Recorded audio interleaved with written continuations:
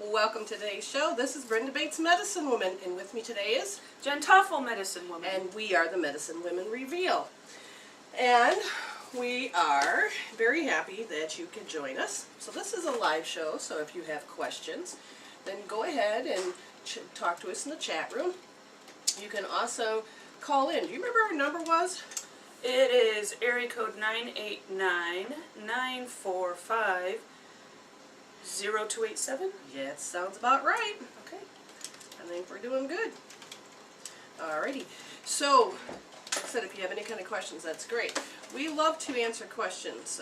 One of the things about being a medicine woman is we take our who we are seriously, because we allow the energies to come through and to be able to hear without having to put our personality with it. Let me just, do you know what I mean by that, or should I explain a little further? You can explain a little better? Okay, what I mean by that, multitask. I know it's trying to multitask. A lot of times what happens is because we are spiritual beings, and that's our true identity, in the morning, when you wake up, this light comes on. And that light is like a little beam of light. And it's not little, it can be very bright. But before you engage, that's you. You look around, you know, who's in bed with me here? Wait a minute, where am I at? And at that split moment, that's true. Your true essence is coming into acclimating with the body. As it starts to acclimate with the body, then your ego, which is what I want to help you learn about, is an electromagnetic guiding omni-apparition. And what it is just a lens, because that spark of light will start to engage with the gray matter. The gray matter in your brain is the frontal lobe, is where you create reality, and the rest of it is all firing. And what's it doing? It's helping you remember who you are, acclimating into where you are. It gives you all of your history and your past. It allows you to create your future. It already has a future of remembrance of who you were in the beginning of time. So as you engage, there's that gray matter, which they also call the observer. And this part of the observer happens to be, how do you want to put it? It doesn't sound like the same thing that somebody else would say what an observer is. Like in Fringe, the movie or the show Fringe, the observer is one that has no personality, that has no emotions, or that can engage into creating a personality. It's emotionless. So that part's gone. So basically they observe and know how to put fate and destinies together, how to take and set up something so it sets off like a domino effect, because the bigger picture has to unfold, and there may be casualties along the way. And it's not because they want to kill people off, it's because everything is predestined the way it's supposed to be. The soul wanted to leave at a certain time, okay, it volunteered. This person needed to learn about what love is.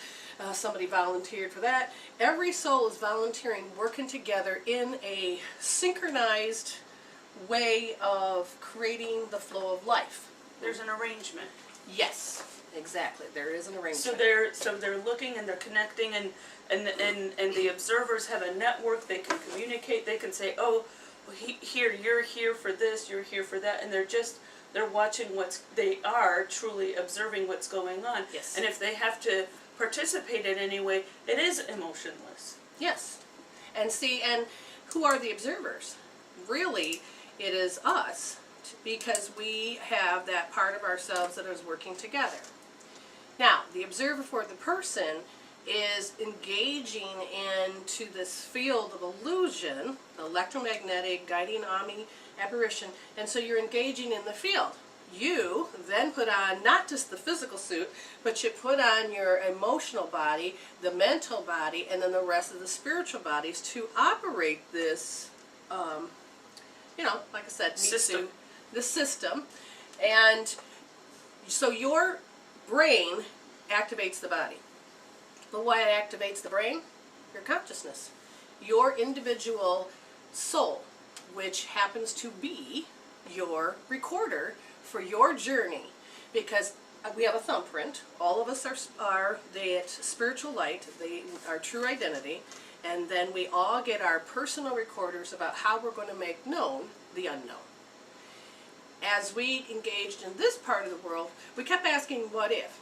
What if we split yin and yang? What if we put yang in charge and of the macro, and yin in charge of the micro, the small stuff?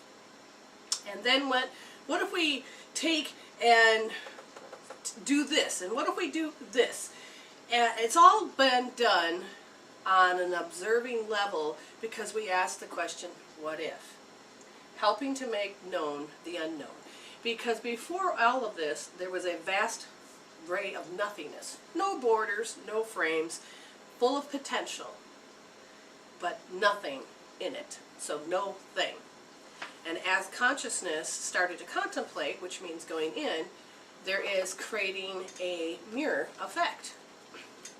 What's important to understand is that when God created that mirror effect, which is us, in between God and who we are is time, information, and consciousness. So the more that we contemplated as a soul group, we had changed frequencies or planes of existence to the point that when we got to I think the third or fourth, I can't remember, third or fourth plane of existence, we ended up taking on creating bodies. What if we encased ourselves in a body form and put ourselves here and did this and explored that?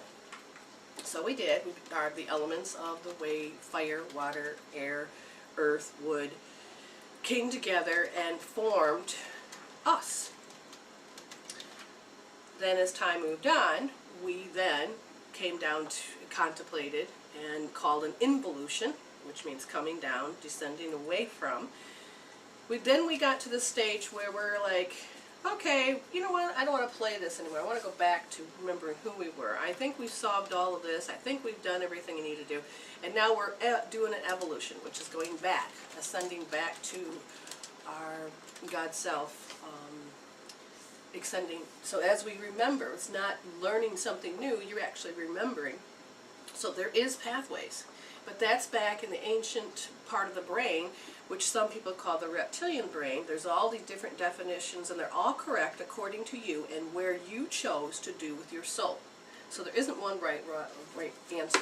So there's like a recall or a relay going on to this system where your soul was and what's happening now currently, and so there is that remembrance, that recall, relay kind of thing. Well, one thing I really enjoyed was how they would always teach me, and one of the things they taught me was they imagined me being the beam of light in front of all these other beams. Now, it wasn't the position of I was a leader, it was the position of I have to stand up in front and start creating my reality, creating with my soul. And it's so beautifully orchestrated that, so here I am standing in front of the class, and I'm looking down and I'm like, okay, I need to learn about grief. All right, who is going to show me grief the moment my consciousness creates into this plane of existence? Okay, the first one raised was probably the world. Okay, it could have been the way the world was set up, the energies of that space. And what do you mean? How can the world raise its hand? Group consciousness, everybody in the room goes, oh, we have, at that time that you're choosing to come in, remember, time, you're choosing to come in, the group consciousness is this. Okay, the world, when I came in born, it was 1967, and it was about grief. It is the Detroit riots. It was just misunderstandings, lack of communication. It was just chaos, and who's going to, who started it? I think it was a rock in a window that actually started it, because we're not going to go back into the history of that, but it's the energy of where people's thinking is. Right there, and there was a lot of there were a lot of reasons for the tension that was current at that point in time. Yep. And I chose to come on this side of the planet. I could have been born way over in Alaska, but I wasn't. I was supposed to designate, my soul designated and orchestrated and observed that I needed to be here. Now, as I'm here, All right, who's the next person? Maybe my mother raised her hand. I will give you the grief because I've got to learn about my heart being broken. Okay, so it orchestrates that two souls come together and then we create that moment. So she could be having a hard life and I received it. Or I was having some trouble inside the womb and I caused her grief. We don't know. It's always a frequency specific thing. And he ended up making them important. So there was a ripple effect of that family that he was watching, and then something happened, and then I can't remember how his emotions got involved. Was this in the Fringe? Yes. Okay. Sorry about that. Yes, in Fringe, one of the things that had happened was that the more that he got to over-identify with what he had identified with, by using the emotion, he became more human to this, and then all of a sudden the emotions took over, and so he had to save, and he had to help, and he had compassion. This observer did. But he says that certain people were saved because they were important. There is a matter of importance, meaning if there's a purpose, then you got to keep them alive. You got to do whatever you can. There's a role they have to play. A role that has to play. Yes, and that's why they're important. We're all important. We're all very specifically important, especially when it comes to that we're in charge of our role of life. Alrighty, so. Alright, I just was checking the view and seeing on the chat room.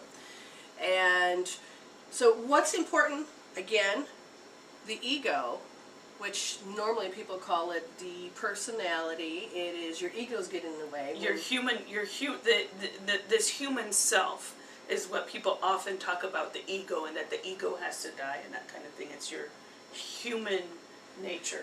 And one of the things, the way that I see it, it is that we over-identified with matter, with the ego being an electromagnetic guiding omni-apparition. As we look through the lens, we stuck her head like, what do you call it, Alice did in Alice in Wonderland? Yes. Okay, you put your head through the... Boy, I can't believe how much she's out of sync and how my brain is not wanting to do this. But she's looking through the looking glass, and what happens when she looks through the looking glass, she went down the rabbit hole too far. And we did that when, how far can you go? How much can you explore? And it's going deep within yourself to explore. Because if you don't go within, then you'll be controlled by your outside. And that's not how we really are, because it's our inner world that creates our outer world. And it's important that we can understand that. Now, getting back to the disturbances, I guess I'm going to take a different tour. I observe, the fact is that we are to do what? The observing part is to take, and that's how it becomes a spiritual investigator, is that I don't listen to my personality of the emotions.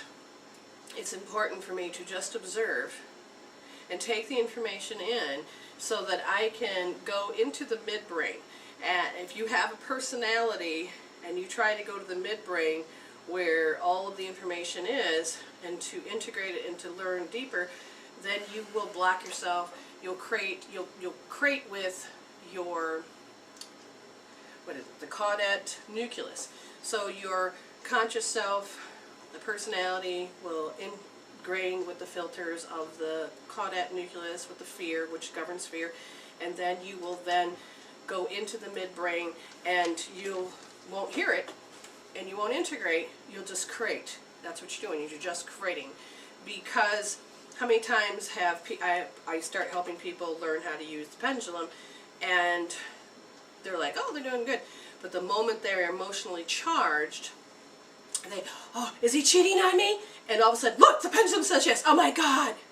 And what happens is you're directing the outcome that you have known. You've already have strategies and things that says, oh, I've had this something bad happen to me. Oh, I've had this.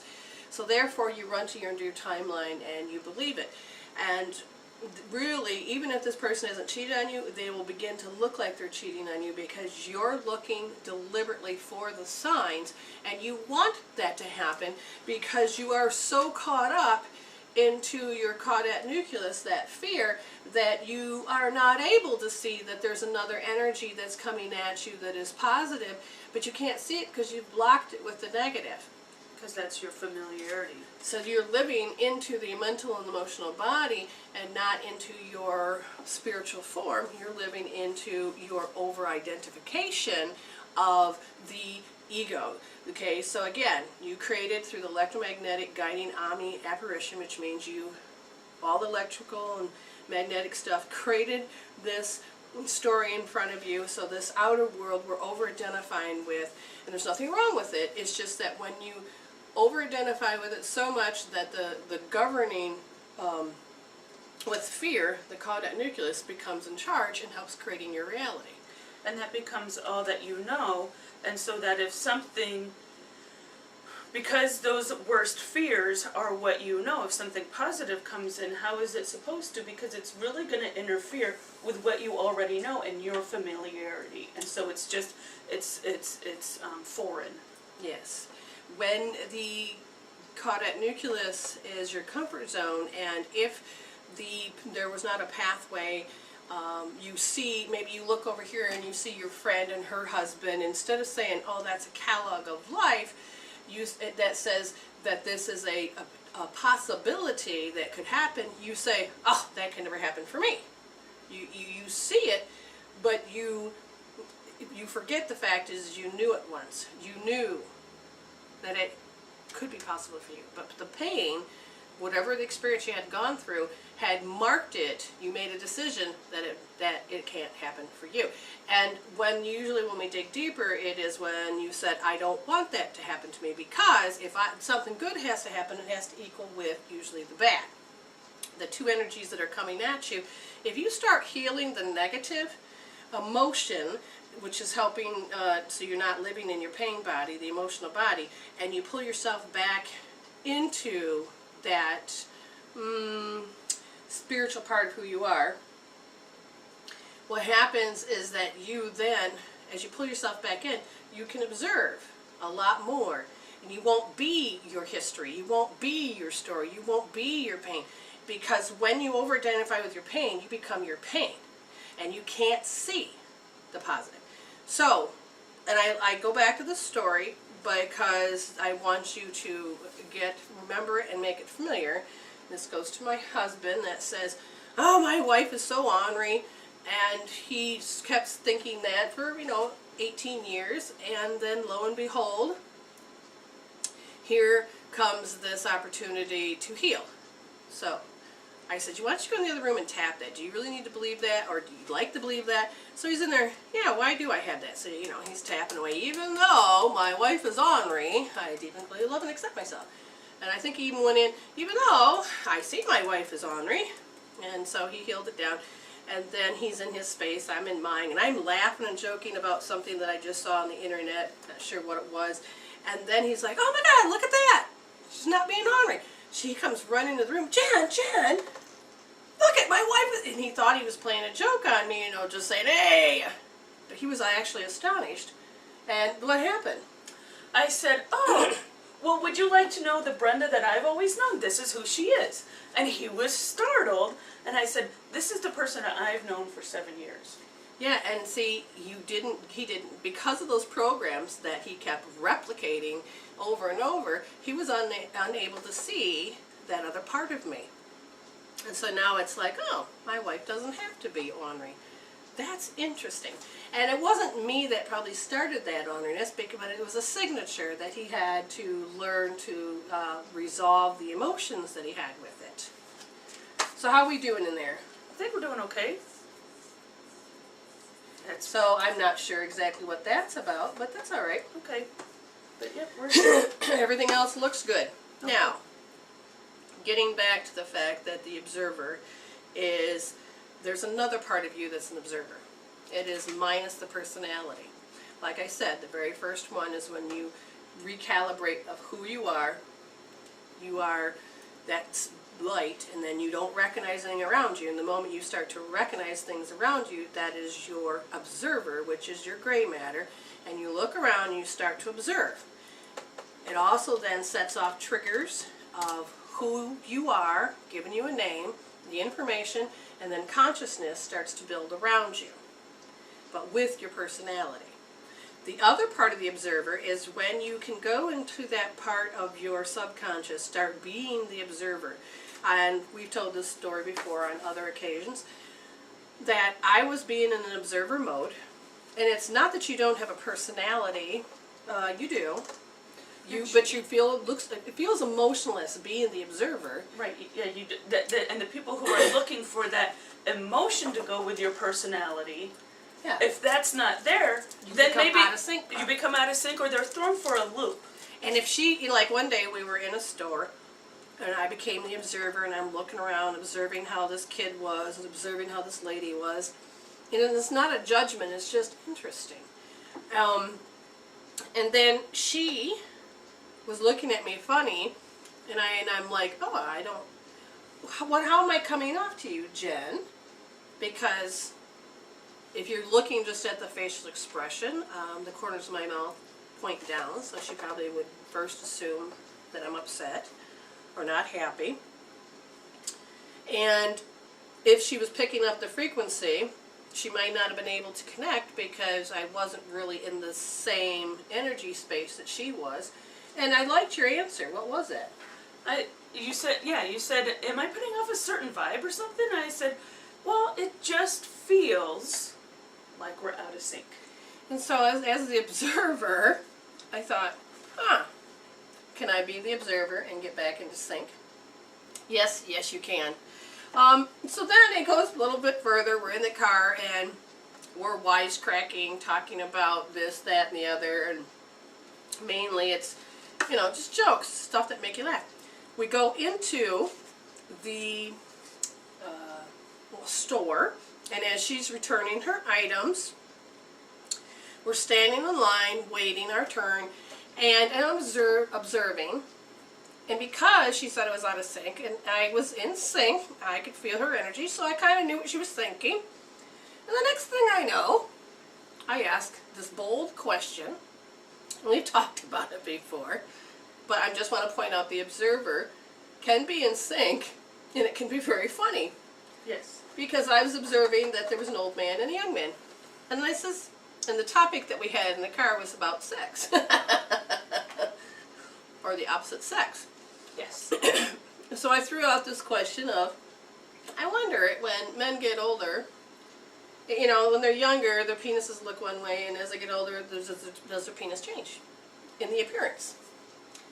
And I said this so it was literally an observation. Yeah. Because you were in observation mode. Yeah, and I wasn't thinking anything about wanting to wisecrack, make her feel embarrassed. None of that. That we're in an environment, there are other people that might interact and her face hear her observation. Was a complete, utter shock.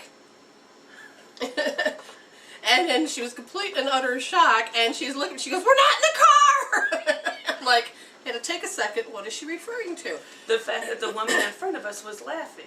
She started laughing about my question, and I says, well, she's involved. She thinks it's okay. She's participating. She's participating. That was it's it. Okay. It's okay. And she's like, Brenda, seriously. I still want to know the answer. So you can be the observer. Be in sync, be funny, and interact with your environment. And you have no idea. You're like, oh. So being in sync is being on their wavelength, your wavelength, and you both are comfortable, no compromising whatsoever. So I found that just quite literally funny.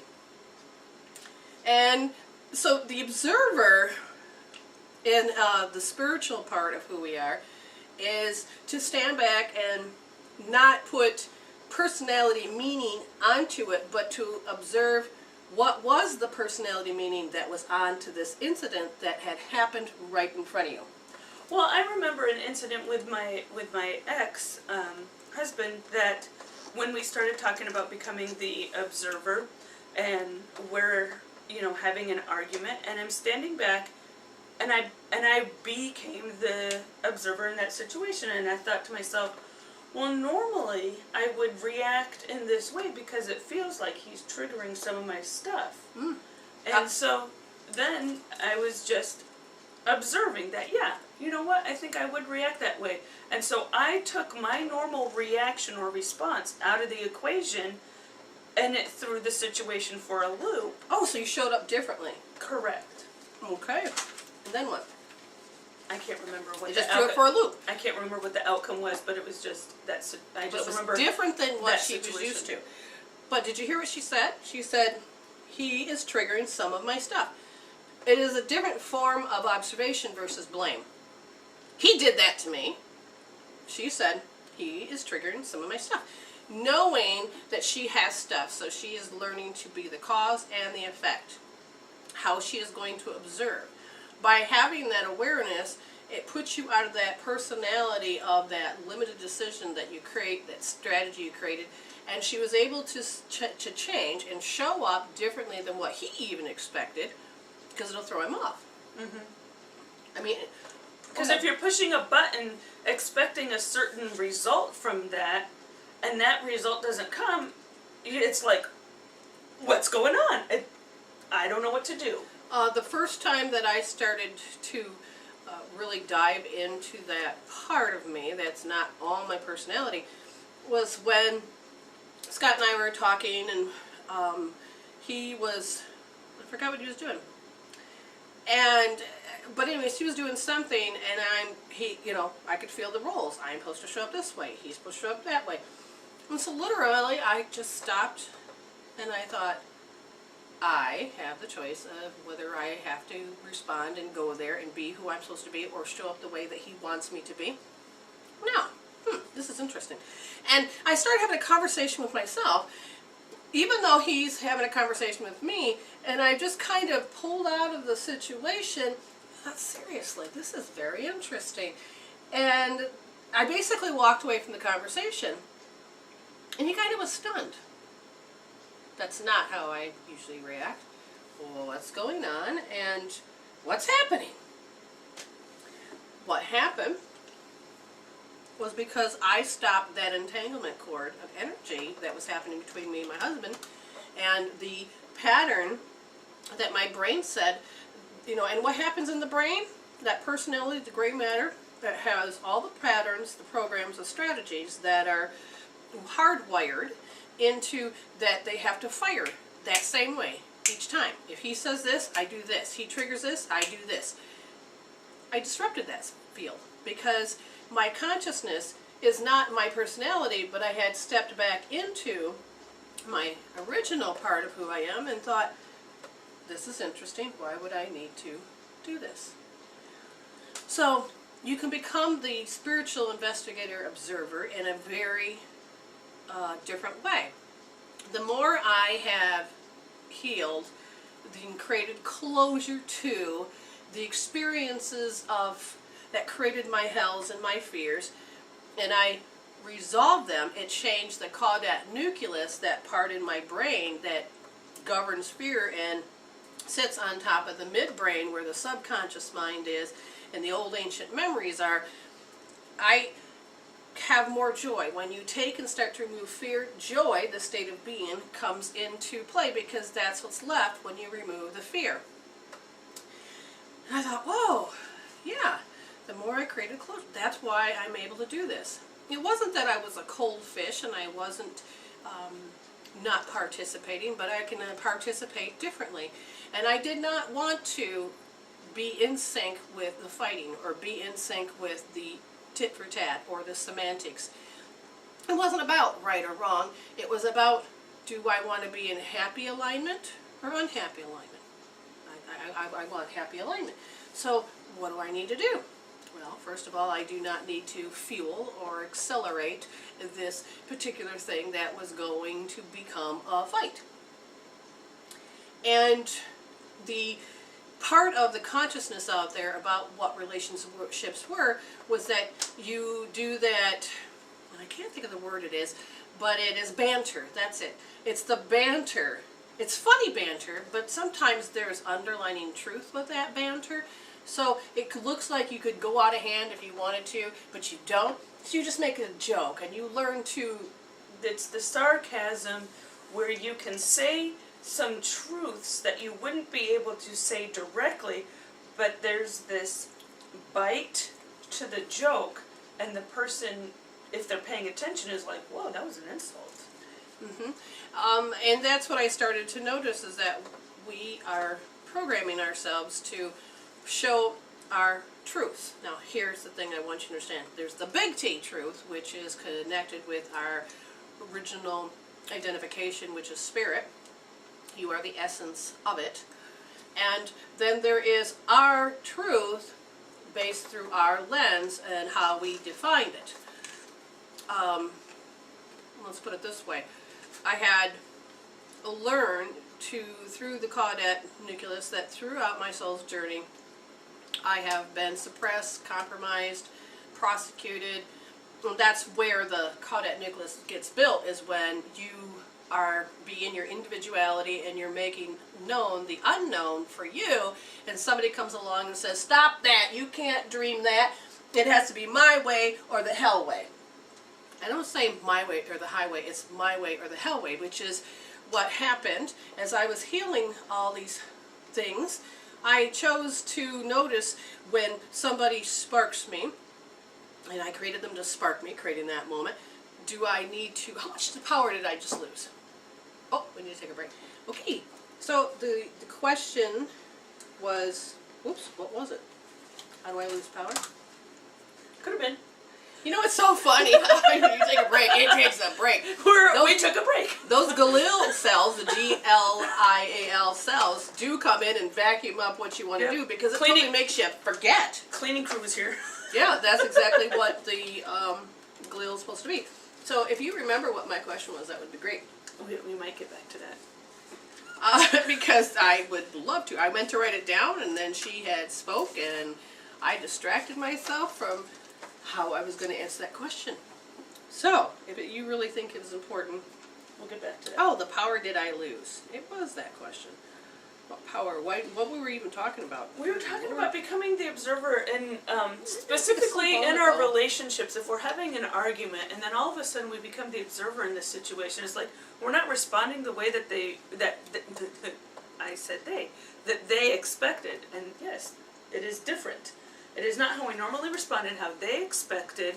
And then I remember you telling the story of one of those incidents with you and your husband. And it's like, you become the observer, you're in the argument or whatever is going on, you become the observer. Okay, but this is what's going on. And yes, I am losing power this way, I don't want to do that anymore, so okay, I'm making this up for resolution. He said this, I would normally respond this way. I'm not going to do that. Why did I respond that way originally? Okay, well then I'm going to go back and I'm going to investigate. So you have become that Sherlock Holmes in this situation. Meanwhile, that person is probably still involved in the conversation, wondering what just happened. And you go, what's a crazy woman doing now? Right, so then you walk away, you're like, wow, I came away with a lot of information from that situation. And they're standing there going, you know, like, see, she knows, she's done it too. This is an argument, and she just walked away from it, talking to herself and leaving. I'm not sure what I need to be doing, but then you come and you sit down and you're like, okay, these are the notes, okay. How did they show up? Why did I show up? What was my response? What was the emotional triggers? And it's those emotional triggers that cause you to lose power, because you are keeping it alive somewhere else. Which means somewhere on your soul's journey, and where you are from the time of conception up to the age you are now, the idea of how parents, the genetic line, how they responded. What happens is that you were thrown off your wonderful world of happiness, that joy state, and you were experiencing world in another. Because when you get thrown off, maybe some people are used to recovering, but most generally you get thrown off and you're like, oh, I can't even process this, what just happened? And these feelings and these emotions take and mark and say, okay, this threw me off so much. All right, my boyfriend yelled at me. Okay, that might be 20. My child died. That could be 100% that you put into the that emotion. You get to determine how much power loss. Now, if it is just a quick power loss, you will reclaim the power. But if it is a repetitive pattern, if it has not been resolved and you're still living there from time to time, what happens is that it stays alive. So every day when you reacclimate yourself and that little light comes on, and then the frontal lobe, and then the whole gray matter kicks in, and then there's your personality, and you remember who you were and what you ate and what you did, and you got gas. I mean, you're just checking everything around, and so you're acclimating in your body. But what happens is all of those memories, all those things that need closure, they have also took your life force and are being replicated and waiting for the day when you're going to be, I can heal this. Okay? So, you've marked it. You kept the hells alive. It takes more energy to keep the hells alive. So, I was telling you about the two women that it's your way or the hell way.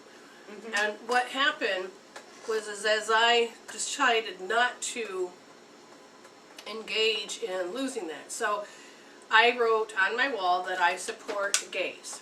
I'm not ashamed.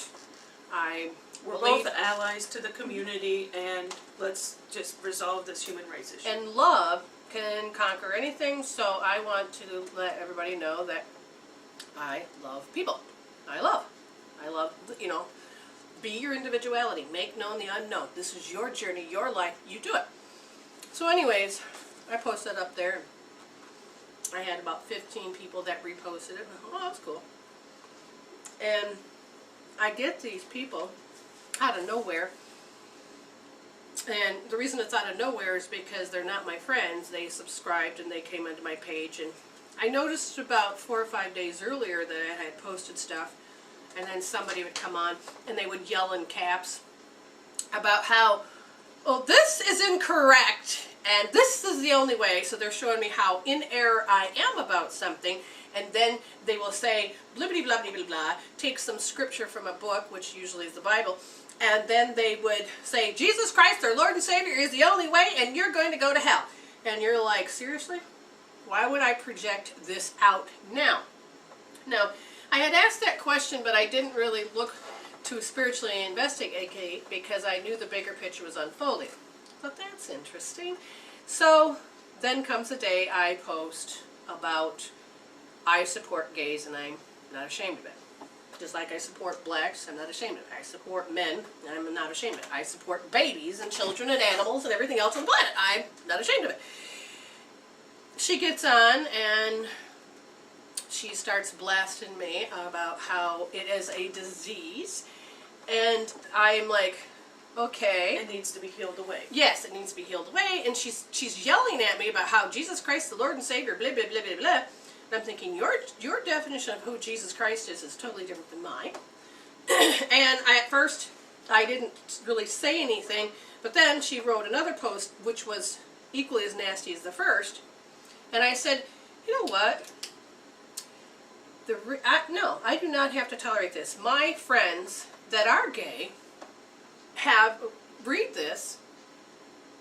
You know what? I don't want them to even be exposed to this because they don't need a trigger. And I'm not going to support them to go into their hells because it's a trigger. So I deleted her comment. Both of them. She writes back, can't take the truth, huh? And, oh, aren't you just ashamed of yourself that you can't even, you can say this, but you can't allow other opinions? That is just wrong. And I'm like, wow, check this out. She's trying to hook me into guilt and shame, and she's trying to manipulate me so she can feel better because she didn't win me over. And I thought, whoa. And so I healed. I went and tapped and did hope therapy or whatever it was. I'm not sure which one it was. And then I didn't even comment.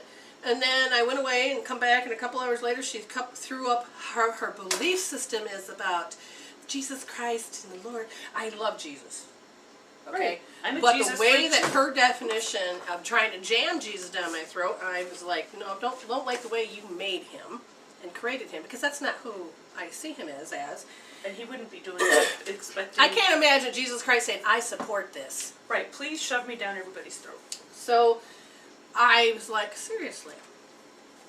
And I thought, I went to notice that I'm just going to block her because I really don't have any negative emotions.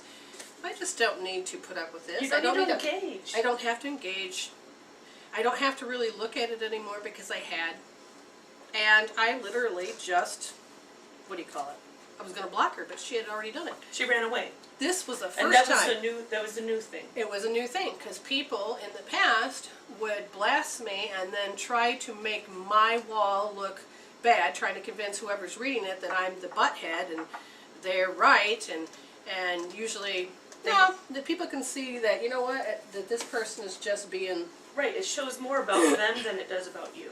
But this time I found it very much interesting. And the biggest thing that I could only walk away with, because one comment she said, she goes, oh, well, she won't leave comments on her wall, whatever, and then she says, and what kind of picture is she painting? I wouldn't call her a medicine woman. Well, what picture did I paint? Be yourself, not your pain. Be your authentic self. Make known the unknown and learn to be the individual that can rise above the influence. That's what I walked away from this, this particular, what we call testing, or the lesson.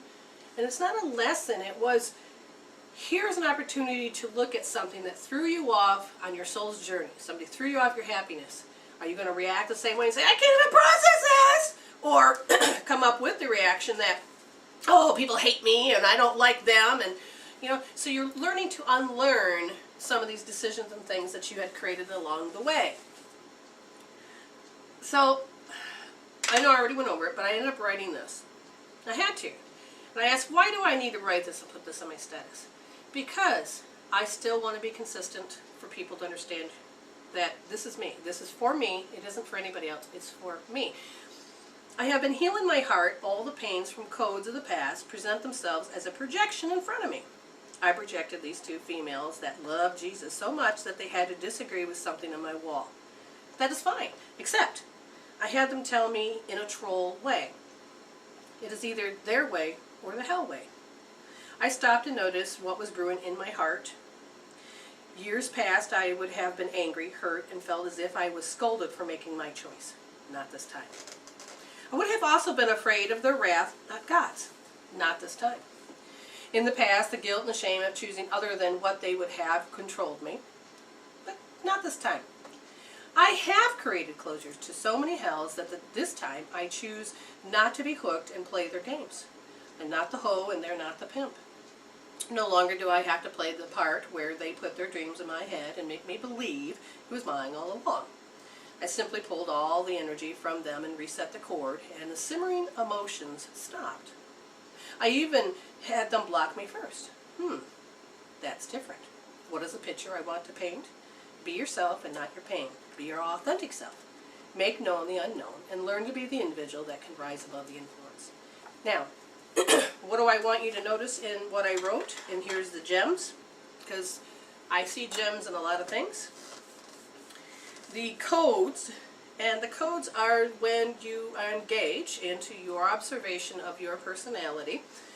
And the codes are, oh, I am female, I'm married to this person, I have best friends, I have this, I have that, I'm angry at this person, I'm angry at... These are your codes. Then as you engage into the world, you are creating walls. That's a code, that's a specific number, that's a specific... Everything starts to, and that's your code.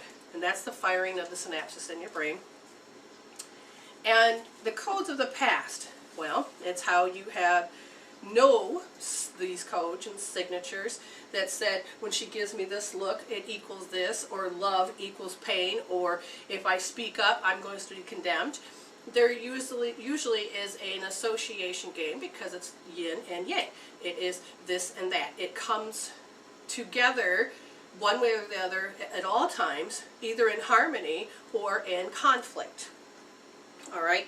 So the codes of the past present themselves as a projection in front of me, meaning my inner world creates my outer world, and I had to take, and to create my reality, I have to project it out so I can see the things in the way that I created my world and the way I create my reality. We're going to end up writing books about how I created our reality and how you can then understand more.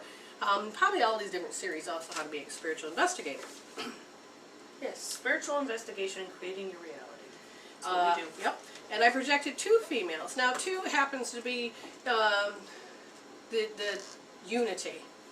But I created two females, which is, I know the energy of the planet is coming to be Sepia. It is the feminine energy coming to the planet. She represents the inner love. the way you love, self-love. Whereas Christ is about that consciousness, about the self-consciousness, not to be over-identified with yourself, but to rise above it in such a way of closure that you become your true identity. And bridging the consciousness and your self-love will help you remember who you truly are. So I think we need to do just a little promo